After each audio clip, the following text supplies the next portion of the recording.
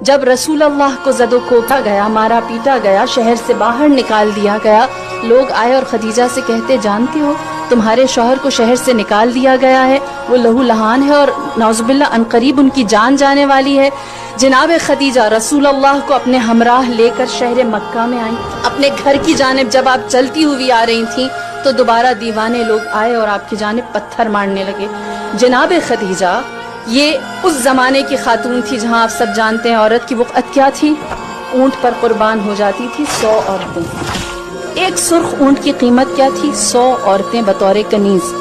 سرخ اونٹ اچھی نسل کا اونٹ ہوتا ہے۔ اس زمانے میں جناب خدیجہ ایک مرد کو لے کر آئی جس کی جان خطرے میں ہے، اپنے ہمراہ کھڑا کیا، اپنے گھر کے سامنے ایک چٹان تھی جس پر کھڑی ہوئی، اور جناب خدیجہ نے تاریخ عالم میں پہلی دفعہ قریش مکہ کو دکھایا کہ ایک مرد کے دفاع کے لیے عورت بولتی ہے، اور پہلی دفعہ آپ نے خطبہ دیا۔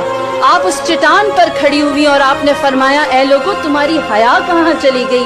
اسی دروازے پر تم قطار بنا کر کھڑے ہوتے تھے اور مجھ سے قرض مانگتے تھے اور میں بے نیازی سے تمہیں دیتی تھی، آج تم عربوں کی حیا ختم ہو گئی، تم اسی دروازے پر ہاتھ پہ پتھر لے کر آ گئے۔ یہ وہ موقع تھا جہاں ابو جہل و ابو لہب جیسوں نے دیکھا خدیجہ کو اتنی طاقت محمد نے کیسے دی کہ آج یہ ہماری آنکھوں میں آنکھیں ڈال کر بات کرتی ہے۔